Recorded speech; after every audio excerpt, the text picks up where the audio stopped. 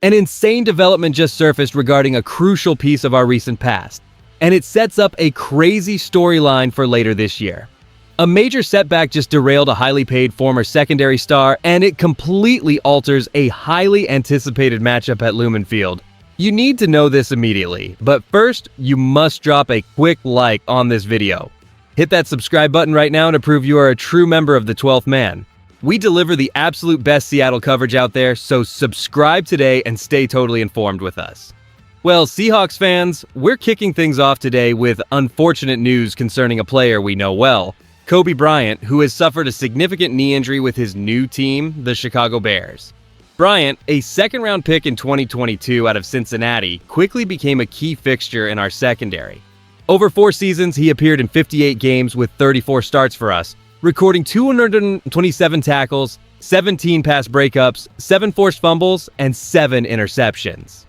His strong performance made him one of the top players at his position in 2026 free agency. He was expected to be a top priority for Seattle this offseason, but he signed with the Bears on a 3-year, $40 million contract with $75.75 million guaranteed. This decision certainly stung many of us, especially since he looked forward to facing us in Week 8. This is where it gets real, as news broke that during Chicago's practice on Monday, Bryant sustained a knee injury. While Adam Schefter reported he won't need surgery, he's looking at 8-10 weeks sidelined due to a hyperextended knee, a bone bruise, and a small fracture. This means he'll likely return just in time for that November 2nd matchup against us. It's a cruel twist for him and a blow to the Bears, who may now rely on Cam Lewis. For us, this news resonates because we just watched a key player walk, and now he's hurt.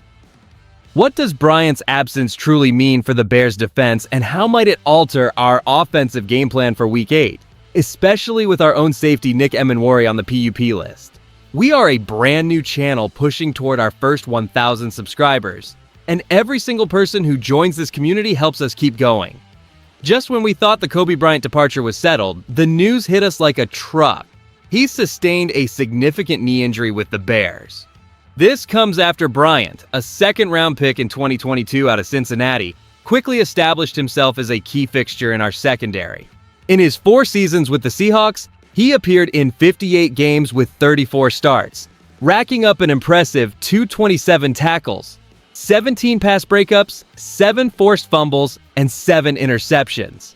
He performed well enough to command a lucrative 3-year, $40 million contract from Chicago, with $25.75 million guaranteed, a deal Seattle was reportedly keen to match, making him a top priority this offseason. And I'll be straight with you, losing a homegrown talent who blossomed like Coby often stings, reminding us of other past defensive standouts who eventually moved on for bigger contracts, leaving a void.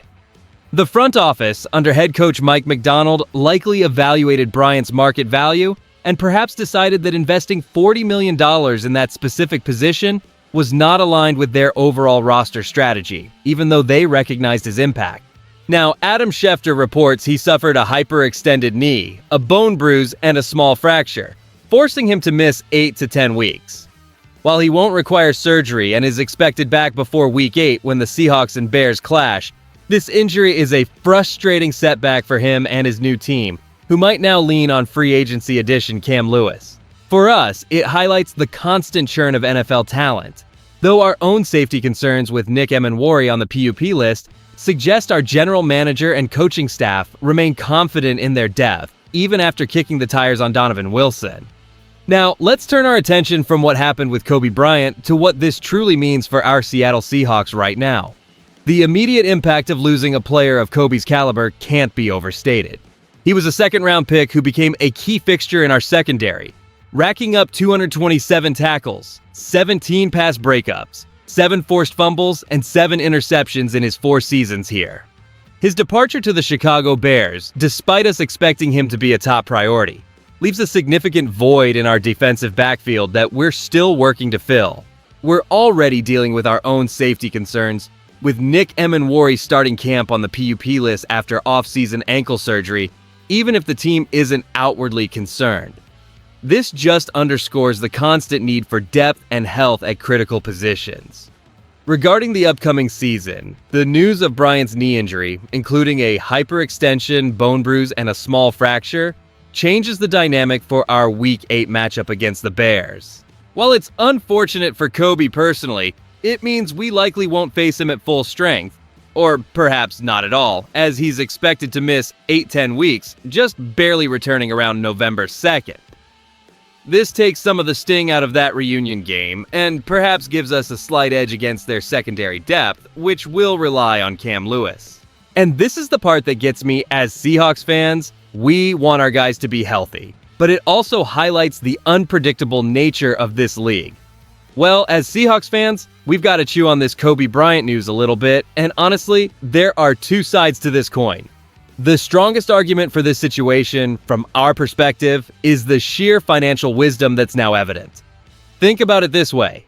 This team didn't commit a 3-year, $40 million contract with $25.75 million guaranteed to a player who is now facing an 8 to 10 week absence due to a hyperextended knee, a bone bruise, and a small fracture.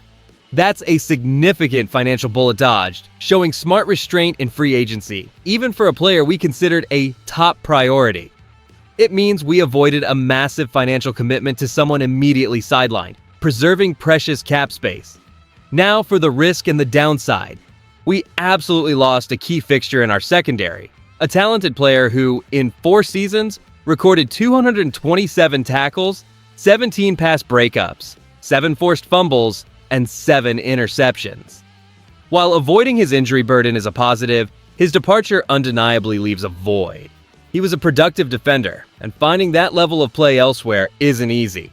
Plus, with our own safety Nick Emenwari on the PUP list after ankle surgery, our secondary depth isn't exactly ironclad, despite reports suggesting we don't seem too concerned. Around the league, the chatter is all about the immediate impact on the Chicago Bears. Adam Schefter reported that Bryant won't need surgery but will still miss significant time, forcing the Bears to look at options like Cam Lewis, who they also signed in free agency after 6 years with the Buffalo Bills.